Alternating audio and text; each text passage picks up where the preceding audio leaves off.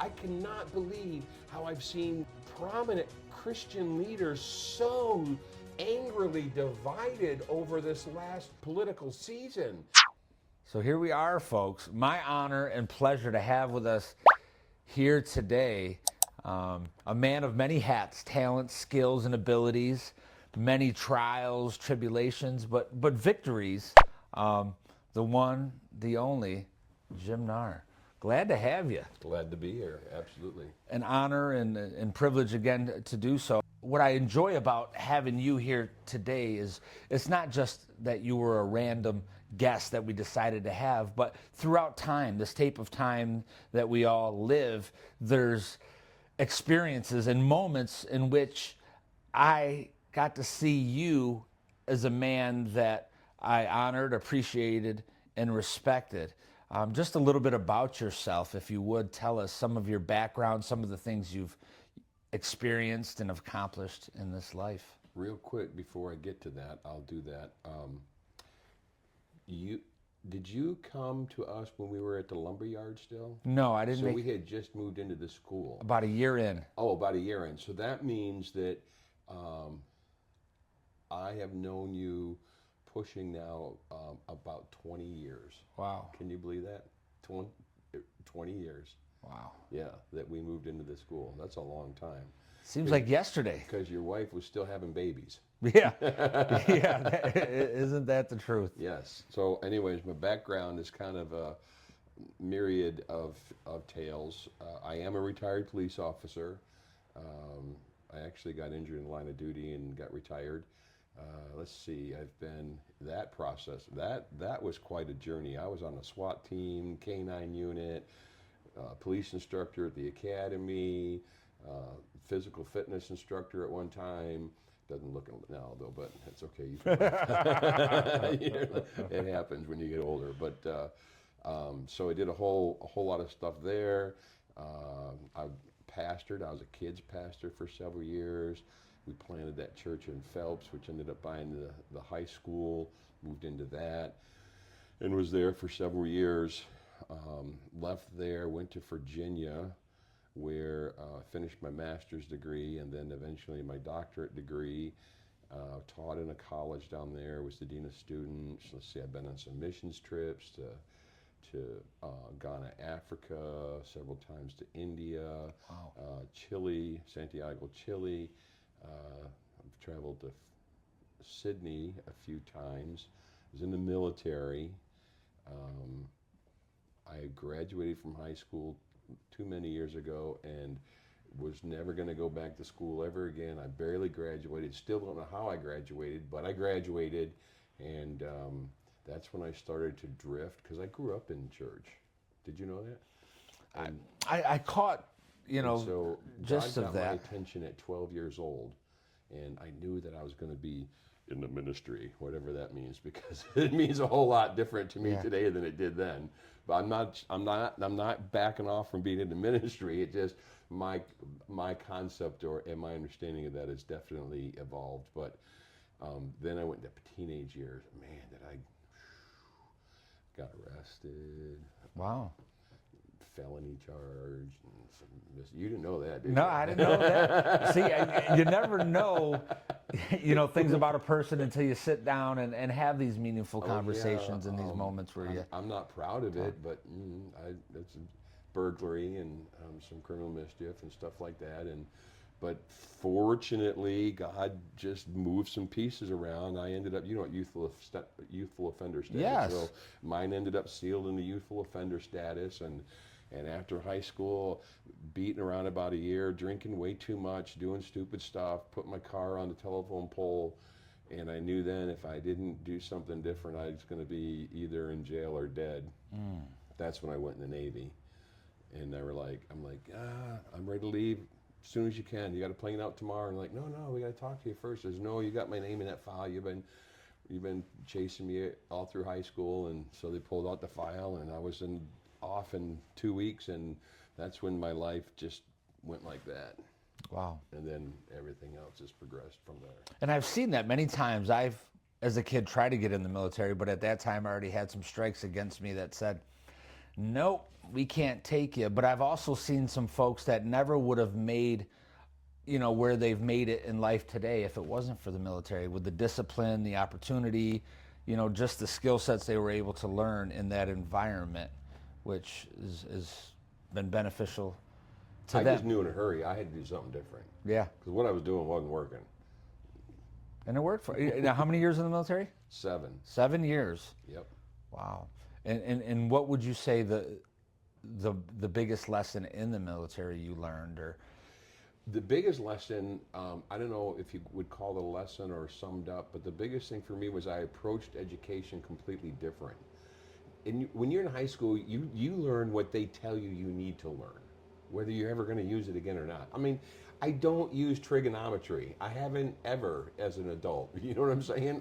What do I Yeah. need it for? I mean, chemistry. I don't use chemistry in any way, but I had to take it. I took all these stupid things. I thought they were stupid.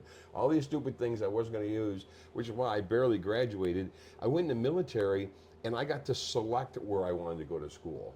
And not only that, but once Oh, I wow. got to these schools, most of them were self-paced, which means that if you got the work done, settled down, you could be done in like a 6-week course you could do in like 3 or 4 weeks. So I'm like, that motivated me even more. I didn't have to be bored in the classroom, because sometimes I would get bored. And so, hey, I'm going to do the self-paced and get done sooner. But I think the biggest thing for me, it just changed my entire perspective on learning. on learning. And it seems from, just the experiences and the jobs and the titles that you've had, you continued on and you still continue in that direction of learning. Here's the thing. I have accepted so many jobs that I had absolutely no idea what I was doing. And I would have people in different stages in life, hey, we got this job. Would you like to try it out? Do you think you could do it? I'm like, sure, yeah, no problem. And then I'd walk away and be like, man, better figure out how to do that, because I just Yeah. told them I could. And Yeah. I would take on stuff that completely foreign to me, but I Yes. was determined. I was going to learn it. It happened to me in the Navy with a guy named Captain Phil Monroe. This new, boring you with facts, but the Deming philosophy of statistical management they were bringing into the military at that time. And hey, do you think you can do this? Oh yeah, sure I could. I didn't have any idea what I was doing. Yes. I did that in the police department. You think you can do this? Absolutely. I had no idea what I was doing. When I was working in the college, I was on the accreditation team, and they needed to do what was called an institutional research report, IRR. Hey, we need someone to write our institutional research report. You think you could do that? Oh, absolutely. I had to go back to my office and look up what an institutional research report was, because I just committed myself to writing one. Does that make sense? Yeah, no, and I can relate on many notes, just in my own journey in life, coming from a background where I was told by many people in my life that I couldn't do, or I wasn't able to do, wasn't qualified to do, but there was still this little voice inside that said, no, you can do, and There you you will go. do. And more times than not, I really believed and listened to that voice that told me I could.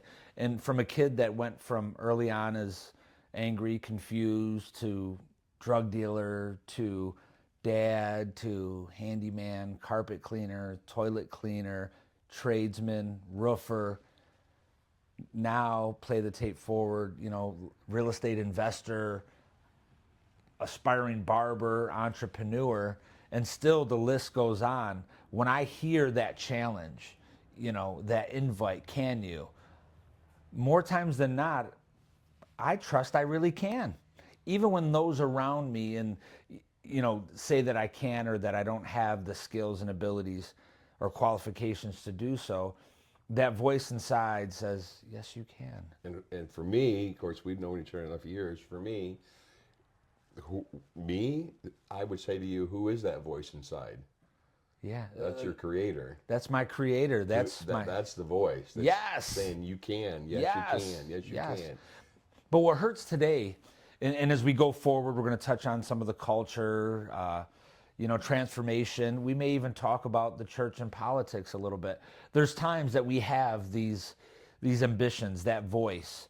You had talked about, the mission, the life mission statement for Jim Knarr, the life mission statement for Mike Ruiz, the life mission statement for Petey Hernandez, for for Julian Ruiz, for you that are listening, that life mission statement, because we trust and believe that all lives, every single one, Right. is created with a plan, a purpose, and a mission. And a lot of times when you embark on that mission, it gets unsettling to people around you. Yeah. Go back to the co-creator thing. I like to remind people all the time, the first question in the Bible was the serpent who said to Eve, "Did God really say?" And so when you think about that, it's the enemy who lies to us. God's not a question, God's a statement. Think about that. I like that. I never heard it like that before.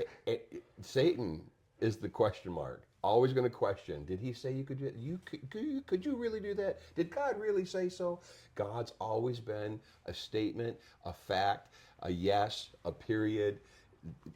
No question about No it. question. That's why he said to Abraham, "Tell him I am sent you."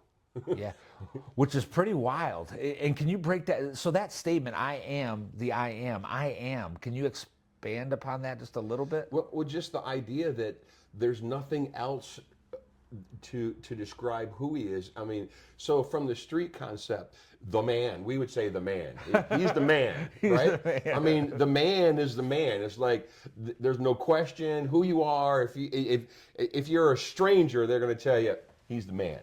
Watch out, he's the man. Or if you need something, he's the man, right? And the whole that's the same analogy when in his revelation to Abraham, where he says, "I am." Just tell him I am. In other words, the whole concept of there's just nothing more to say. You got any questions? Because I am. Yes. I am, but of course he went further and said, I am the father of your ancestors. I am this. I am that, etc. Moses had to go to Pharaoh and say, "I am sent me." And Pharaoh's like, "I don't know who he is." See, now that's the thing. Pharaoh says, I don't know who. You read this. It breaks it down pretty easy. He says, "Pharaoh, I don't know your I am." And in everyday language, what Moses said was, "Well, listen, if you don't help us out, you're about to find out." Yeah, I can show you better than I can tell you. And so what happened was all these plagues came on Pharaoh, and until finally his son died in the process, and it was one of these like, oh, him. That's who I am, is the guy who can do anything. Yes. There's no reason, there's no way to express it. You can't put any more expression on it because he's already everything. Yes, yes. And how can you explain everything other than you? All right, not going to bore you too much, but maybe just a little bit more. So, it reminds me of this joke. It's an old one now, about these scientists who came to God and says, "Hey, we figured it out. We can actually create man just like you did. We've got the solution to the problem." And God's like, "Okay, show me." So they bent down and they started to scoop up some dirt. And God says, "Whoa, whoa, whoa! Get your own dirt." I like that. No, I like that. Now, with all that said, I think we've kind of, conditioned the environment to go forth and understand we are believers. We are, men that know through our own experiences that there is someone greater than us that has kind of created us with a plan, a purpose, and a mission.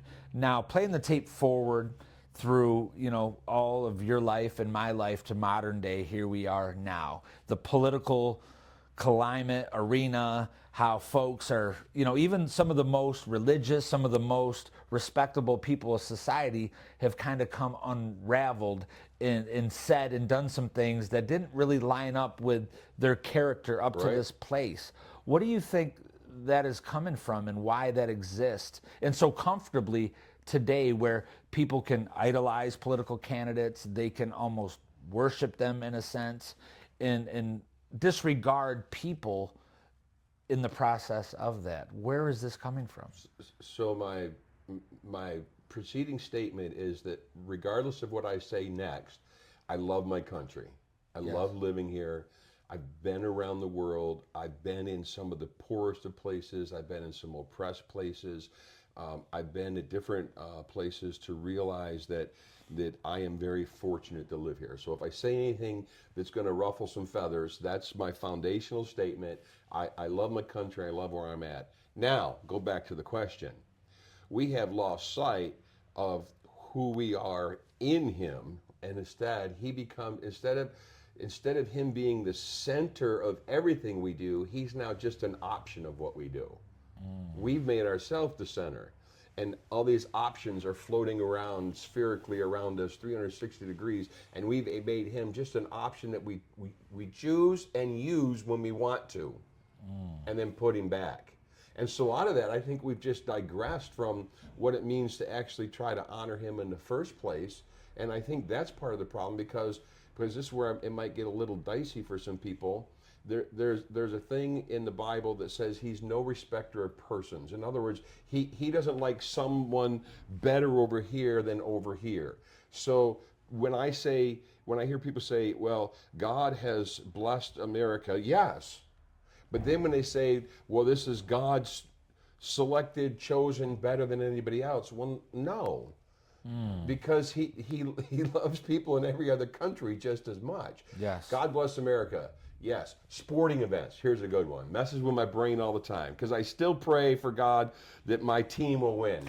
But in reality, okay, so I don't care what fan you are, Chiefs or Bills. We know the Bills got robbed again. Oops, did I say that? Uh-oh. I guess we know who's a fan of. But when I think about it, does God like the Chiefs better than the Bills? I don't think so.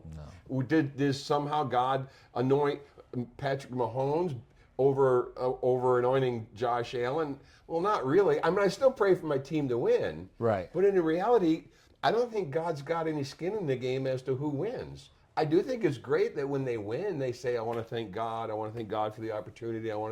Absolutely give him all the respect, honor, and praise that he deserves. But I don't think God's picking sports teams. No. But that's part of, to me, when you ask that question, that's part of what happened even in our political arena. Somehow we think, back up before I go too far, Scripture does say he lifts one up and sets another one down. There is an ordained order to what he's doing, I believe. Yes. Does that make sense? Yes, absolutely. So I believe in this ordained order that he's putting in motion. However, I don't think God loves one more than the other. Kamala Harris didn't win, but he loved her as much as he loved Trump. Now, you may get some backlash for that statement. Get some backlash. Some people will say, who is this guy to make such a statement like that? And now, mind you, I am a person that has never voted in a national election. I've been raised to believe you are either straight up or full of crap. And that's what I try to receive as. You're either straight up or full of crap. My dad used to say, Mikey, I'm from Missouri. I'm like, Dad, you've never been to Missouri. What are you talking about? It's the show me state. I think people can show us who they are and what they stand for better than what others or themselves can tell us they are about. But in that, we get to see and are shown who people really are and how they align and what they say about others. One thing that really touched me is I was always taught to pray for your leaders. Yeah. Jesus said, love your enemies. That's what he said. And that word love in there doesn't mean just a superficial blanket over kind of love. It means you need, because in context, what he's talking about, he says, you have read that says to love God with all your heart, your whole heart, and it also says to love your neighbor, and then it goes on to say, but I tell you to love even your enemies. And so what he's saying is that concept of the word love has to be measured and applied with the same degree that you love your neighbors and the same degree that you love God, because if you're going to try to, if you will, become a reflection of him, then you're going to have to figure out how to love the ones that nobody else wants to love. Ready? Even the ones the church don't want to love. Ooh. And that brings up a good point. You know, the church, and really by definition, does church mean denomination? Does church mean religion? Does it mean organization? What does church by definition really mean? Yeah, that's a good question because it is applied in different ways. The truth of it is that we, his people, are the church. The Reformation that took place, which when Martin Luther nailed his thesis on the wall, he was not trying to separate from. At that time, it was a hard-vein Catholicism church. There was the Great Schism that put the Greek Orthodox on one plane and the Catholic Church on the other. He was only trying to say, I have concerns with how we're addressing these things. Really, just sum it up. I just have some concerns. I'd like to talk. And he was declared to be a heretic. And he wasn't trying to break off to what eventually became this atmosphere of many denominations.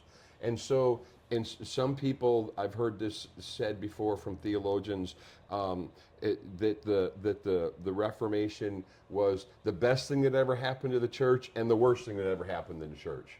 The best thing was that we got to come to a place where we could have our individual expressions of God that are healthy. The worst thing is we got so many splinters of this denomination against this denomination against this and this and this and this, and it's just so fractured that well, if you don't go to my church that sits on this street that has this many seats, well then you're probably going to an inferior church. Now they don't say that, but they believe that. Yeah. If you're not going to my building, then your church is inferior. And sometimes they treat you that way. Yeah. Yeah. But there's a great call, a great commission on all those that believe. Yeah. Right? And what is that work, that duty, that mission? I go to a church now, ready? Huge church,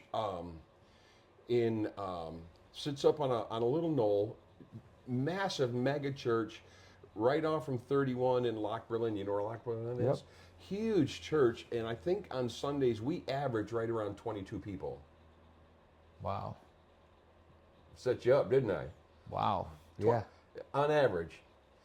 But guess what? They're a group of people who love God and love each other. That's it. And that's what's important. That's it. To love God and love each other. My moniker on my social media says love God, love people, love life. Well, now let's expand upon that a little bit. Well, what is that still applicable to, say, not that I am, but say that I was gay, transgender, or bi in your conservative, Christian, white? How does one how can I love you in a whole sense, or you love me? What does that look like?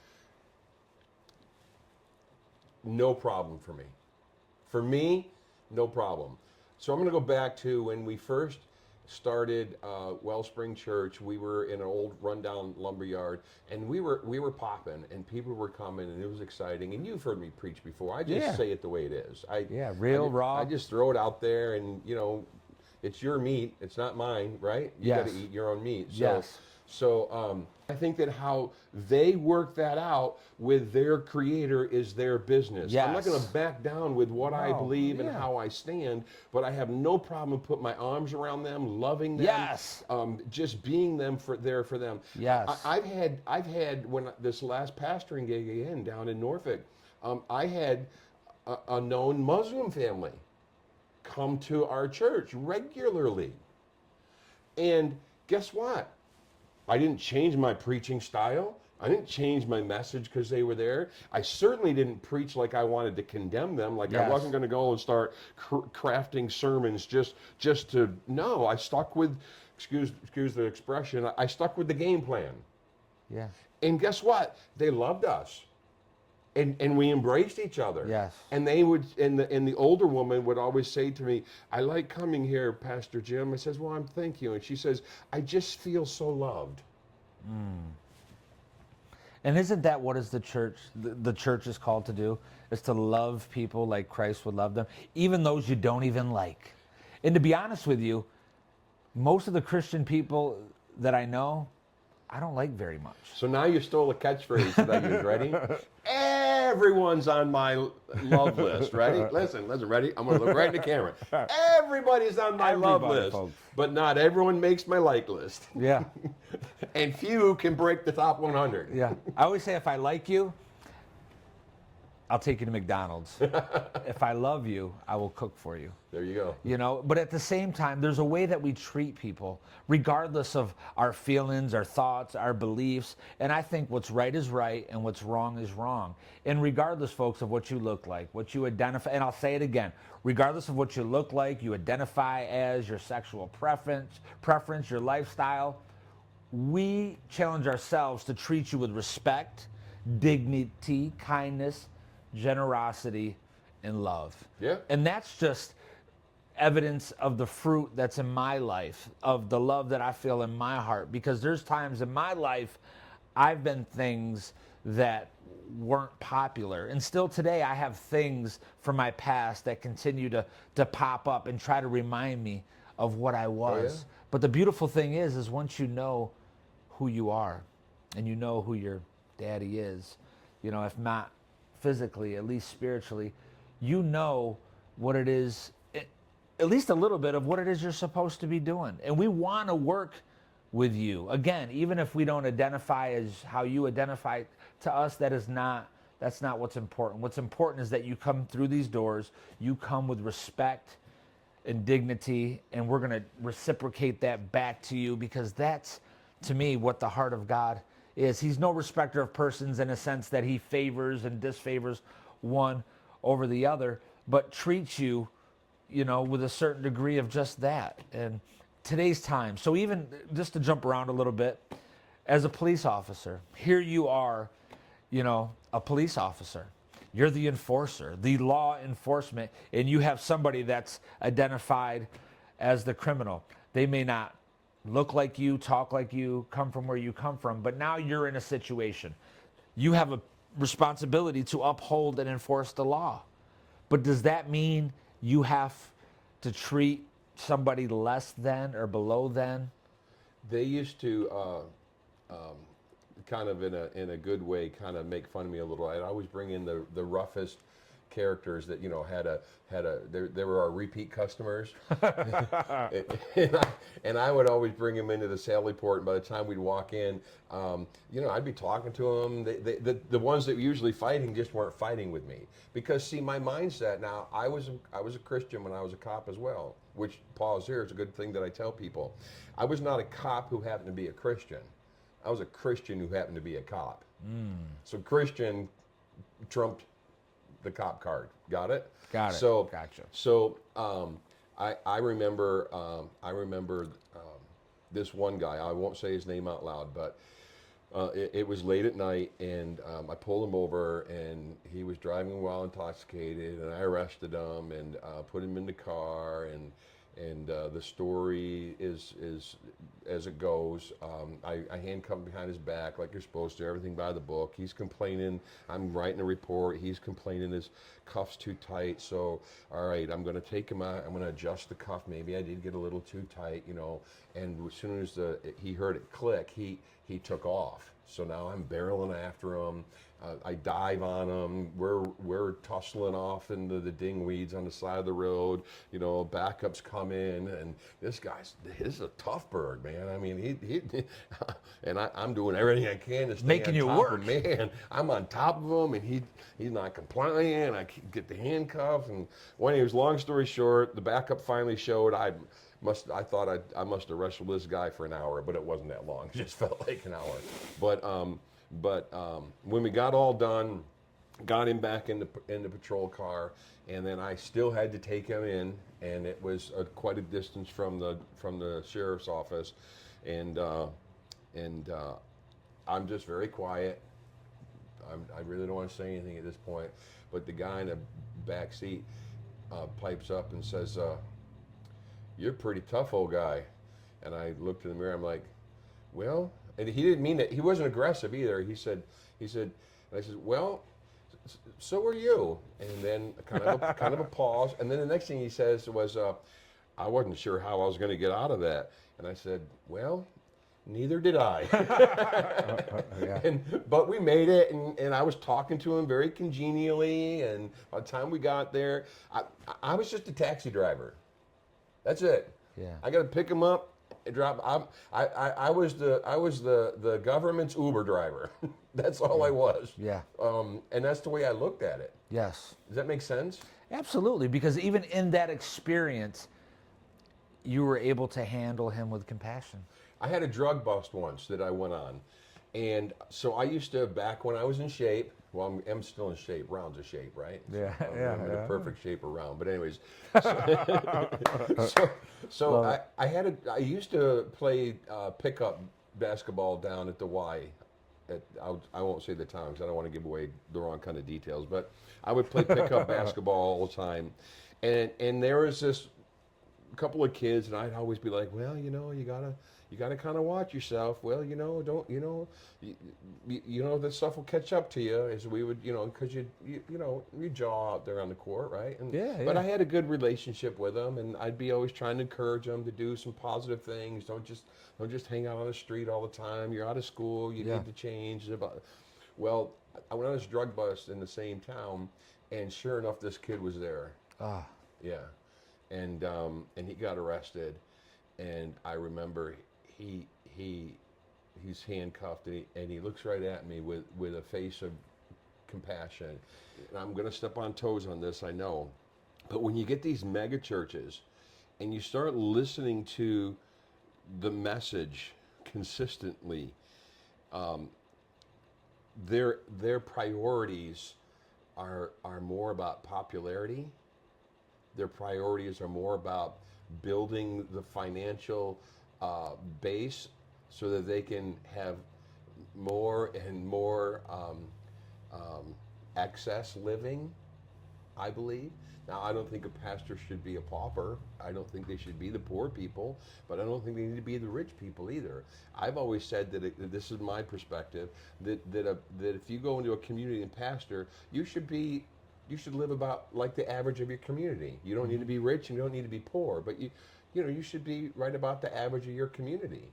Just like I tell people when it comes to a local church, go back to your question about the church, twofold. There's the organization of the church, but then there's the living organism called the church. This is the living organism called the church. Yes. The organization is the building, the structure, etc.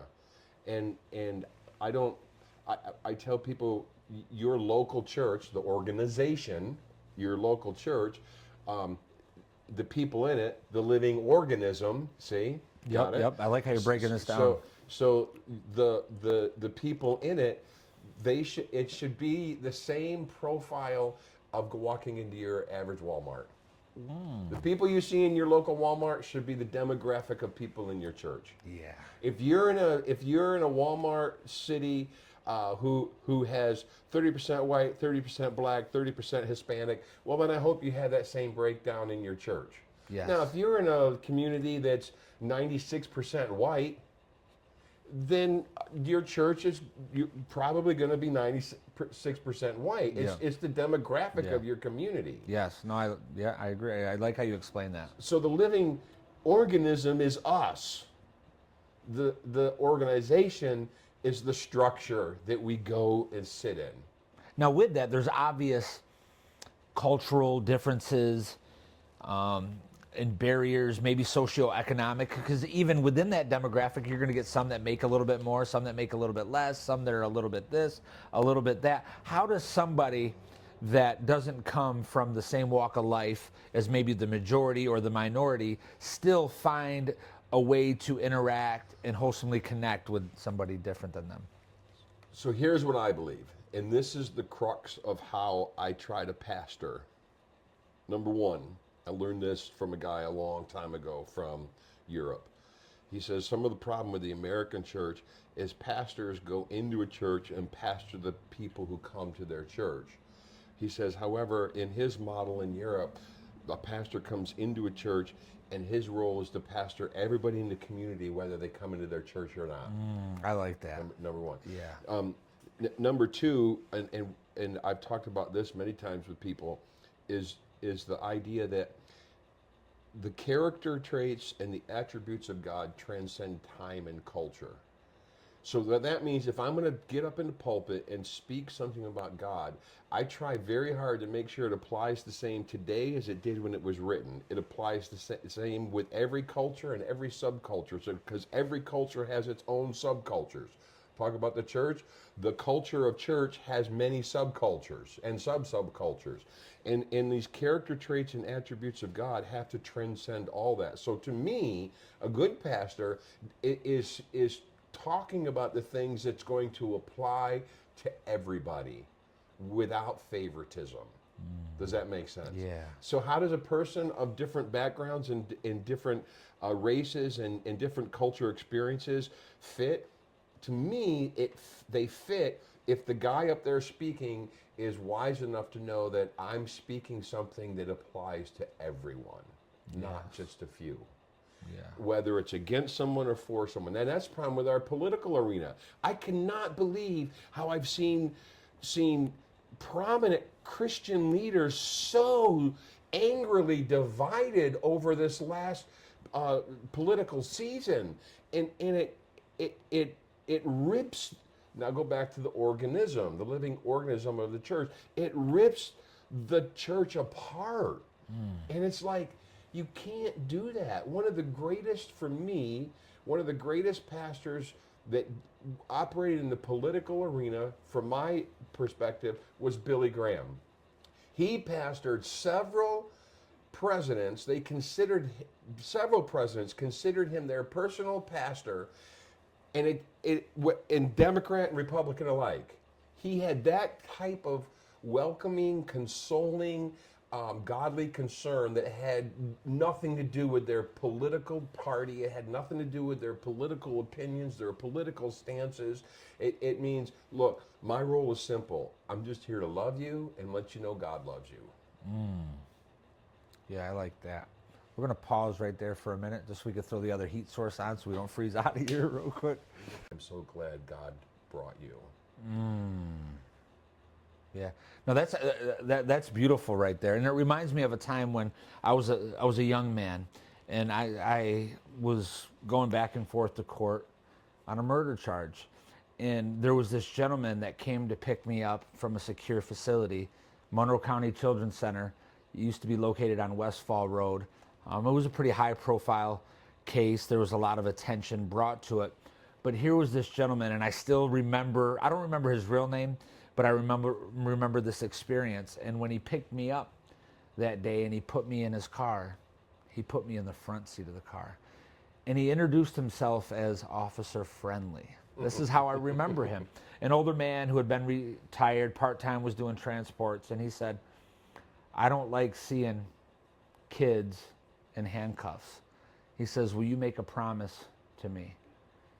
And I paused and kind of just waited for him to, ask what my promise was going to be. He says, if I take those cuffs off of you, will you promise not to run on me?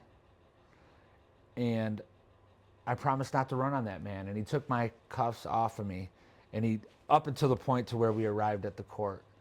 And then he tossed me the cuffs and let me put them on myself, and then escorted me in to the jail. And still here we are, 35 years, let's see, I would have been 14, I'm 47.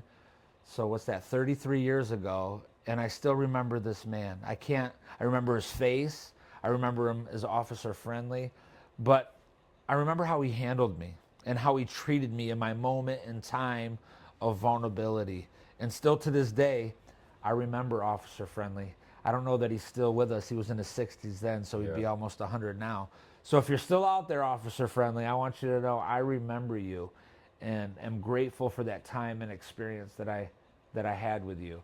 And if it would have been any other officer that day, I damn sure would have ran on him. But because it was you and how you handled me, I didn't. And I think that speaks a lot of who we are when we are a Christian first, a believer, when we are a person that has kindness and compassion and love in our heart, regardless of our position or title in life. Yes, we have a responsibility and duty to fulfill the job in which we are there to do, but who says we can't do it with love, with kindness, with sincerity, with generosity? And I think a lot of what's happening in today's society is that's lacking. And people get so caught up in the title and the position and the work that they lose focus of, the attributes and the qualities in doing that work. Right. And many people pick jobs, instead of picking purposes and missions and fulfilling calls on their life. Now, here's a question for you. Would you say all law enforcement officials are the same? No. In which ways maybe do they differ? Well, first of all, I don't believe that, and I've had this discussion with some people because I lived in a city that had some issues. I don't believe every community and every city has law enforcement agencies that need to be transformed. I think that I grew up in a community where I would say probably 95% of the police officers are on the straight and narrow and want to do their job right. Yes. But there's always still a couple bad apples. Yep. Now, I do understand that there are certain places where law enforcement, on the other hand, are heavy-handed and do things and have tactics and that just are not acceptable, period, in any way, shape, or form. And those places need to be looked at. Yeah. So I don't think it's a blanket thing across the country. I agree. I think so. Then you deal with individuals. Now here's the sad part. Say you got just for the sake of numbers. Say you got a cop of 100. You got a force of 100 people, just for the sake of numbers, and 5 cops are bad. So basically, 5% of your force are bad. The problem with that is those 5%, when people know who they are and in the community, when those people know who they are in the community, the problem is now they give the rest of the agency a bad rap. Yeah. Now here's the thing. The same is when you deal with pastors in our culture today.